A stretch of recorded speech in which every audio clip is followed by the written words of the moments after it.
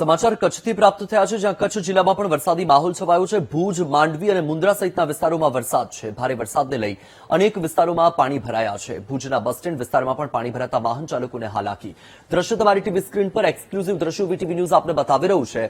હાલમાં કચ્છમાં વરસાદી વાતાવરણ જામી ચૂક્યું છે। અમારા સંવાદદાતા અલ્પેશ ગોસ્વામી જે કચ્છની તમામ જે અપડેટ છે એ ગ્રાઉન્ડ ઝીરોની પરિસ્થિતિનો ચિતાર આપી રહ્યા છે। હાલમાં કચ્છમાં વરસાદી માહોલ છવાઈ ચૂક્યો છે અને વરસાદ બાદ ભુજ, માંડવી, મુન્દ્રા સહિતના વિસ્તારોમાં જળભરાવની પરિસ્થિતિ પણ સર્જાઈ છે।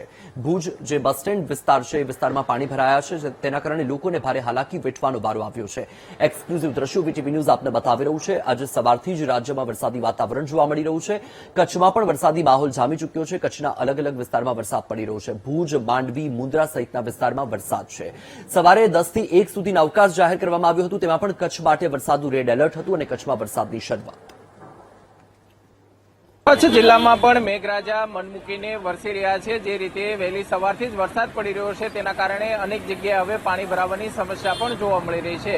કચ્છના પાટનગર ગણાતા ભુજ શહેરના દ્રશ્યો છે કે અહીંયા તમે જોઈ શકો છો તે પ્રમાણે શહેરના બસ સ્ટેશન વિસ્તારની અંદર અત્યારે પાણી ભરાવાની સમસ્યા જોવા મળી રહી છે। વરસાદના કારણે અહીંયા પાણી ભરાઈ જવાના કારણે વાહન ચાલકોને ભારે હાલાકીનો સામનો કરવો પડી રહ્યો છે।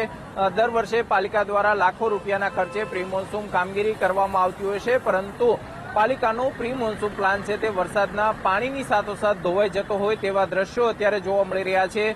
જે રીતે માત્ર સામાન્ય વરસાદ પડ્યો છે અને સામાન્ય વરસાદની અંદર અત્યારે અહીંયા ગોઠણસમાં પાણી ભરાઈ ચૂક્યા છે અને તેના જ કારણે અહીંથી પસાર થતા લોકો છે તે હાલાકીનો સામનો કરી રહ્યા છે। કચ્છ જિલ્લાની વાત કરવામાં આવે તો સવારથી જ વરસાદી માહોલ જોવા મળી રહ્યો છે।